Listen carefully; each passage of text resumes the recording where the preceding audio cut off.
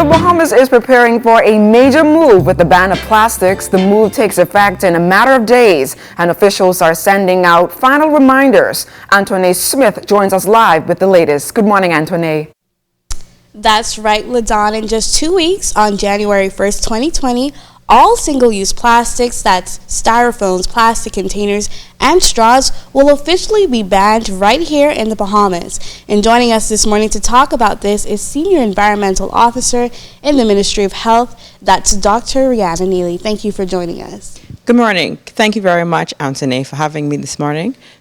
Now, there has been a massive campaign over the past few weeks, and 2 weeks is just such a short time away. What do we need to know about the upcoming plastic ban? Well, we've been preparing for this ban since 2018, but in these last final weeks, where the ministry is really gearing up to make sure that the public is well aware that the ban is pending. January 1st, the importation of select single-use plastics like styrofoam cups and food containers, plastic food utensils, plastic straws, and plastic bags will be banned from importation into the country. And after that importation ban, there will be a 6-month transition period when the ban will come into full effect on July 1st, 2020.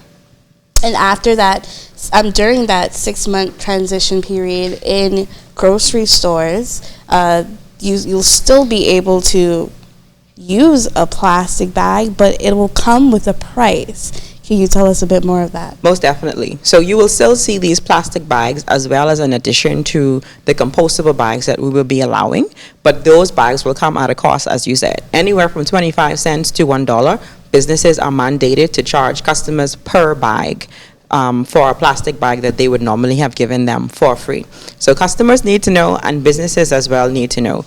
We've been giving away reusable bags. So follow us on MOEH242 on Instagram or on Facebook so you could know when we'll be doing our next pop-up bag giveaway.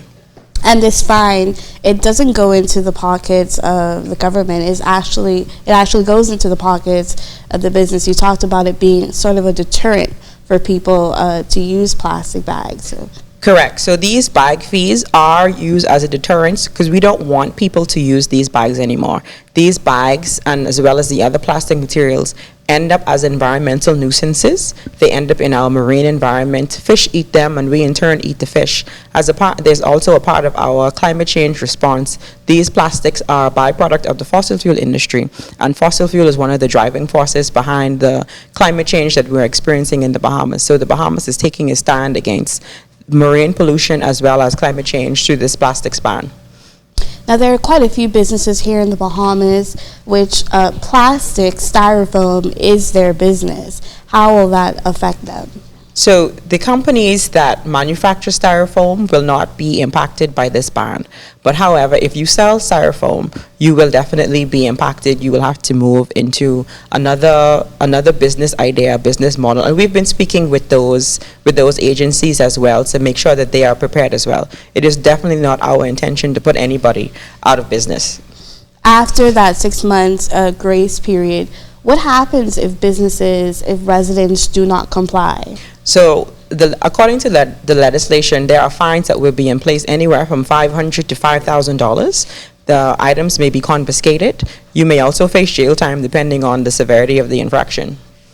So there is a study, World Economic Forum study, that says by 2050, if the pattern continues, there will be more plastics and styrofoams than fish in the ocean. So can you just stress how important this ban is for the Bahamas? Yeah, so the Bahamas is a tourist nation. We are also very dependent on our marine environment. Many of us make our living from the sea, from the ocean. So we don't want to damage the marine environment or the environment that we have become so dependent upon through our use of this plastic product. So it is very important that we comply with the legislation that is put forward. The legislation has been passed in both the House of Assembly and the Senate, and it's before the Governor General right now. So we expect a very smooth rollout.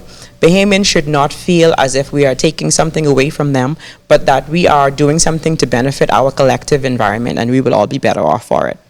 With Hurricane Dorian just passing, there's been a lot of plastics being imported, whether that be plastic water bottles, plastic styrofoam plates for the use of persons who are displaced. how will we sort of tackle that in the 6-month ban? So we'll be working with the Department of Environmental Health Services as well as our regular garbage collection routes to make sure that these items do not end up in our marine environments. But they are a particular nuisance to us in the environment. Like I said, fish eat them, our birds eat them, and we turn around and eat these animals. And as the animals get sick from eating the plastic, we in turn get sick from eating those animals. So we want to nip that in the bud. Driving that home, because some people don't believe that climate change is real, there have been studies that shown even right here in the Bahamas there are plastics in the stomachs of fish, and that's very dangerous. So can you talk a little bit about that for us? So as these plastics remain in the environment, they become smaller and smaller and smaller and turn to microplastics. Microplastics, for the most part, are those plastics that we cannot see, but we have found larger pieces of plastic, bottle caps and things like that in the bellies of fish, in the bellies of birds, once they would have been dead. A plastic bag looks a lot like a jellyfish. Marine turtles eat jellyfish, and they sometimes mistake these plastic bags for jellyfish. So what happens in the belly of that turtle is that bag expands as it would regularly, and the turtle never gets hungry again, so it essentially starves to death because there is a plastic bag in its belly. So we don't want any of that to continue to happen in the Bahamas, so that is one of the major impetus for the ban. So I know some businesses, restaurants like Bamboo Shack, who's famous for the greasy styrofoam plate that everybody seems to love, have switched to using biodegradable containers. Yes. So how have businesses being prepared on your end? Like I said, we've been working with businesses for almost 2 years now on this ban, so many of them have already made the switch. You will see that you will find these items on the shelves of your regular food store. In many of the restaurants that you would go to have something to eat, they have they have paper straws now, reusable straws, or like you said, Bamboo Shack with the biodegradable food container. So many of the restaurants have already made the switch, and much of the response has been positive. So 2 weeks away. For those who haven't gotten their reusable bags yet, when is the next giveaway? Well, you must follow us on Instagram first, MOEH242, but we'll be at the Mall at Marathon on Thursday in the morning at 10 a.m. So you can come and check us out there for your free reusable bag from the Ministry of Environment and Housing. Is there anything else that we should know? Well, follow us so that you will get your bag and know that there is a 6-month transition. So if you are a business owner especially and you have something that is on the dock that you need to clear, you will not be allowed to clear that after the 1st of January. So that is a very important cutoff date to know. Anything not cleared by December 31st will not be declared on the 1st of January or after. So get your items in and only get in those items that you are sure can be used in that 6-month period, because fines will be imposed on the 1st of July. Well, that's 2 dates to keep in mind. That's January 1st, 2020 and July 1st, 2020. For more, you can follow the Ministry of Environment and Housing on social media and keep up with them on the website plasticfree242.com. Back to you, LaDon.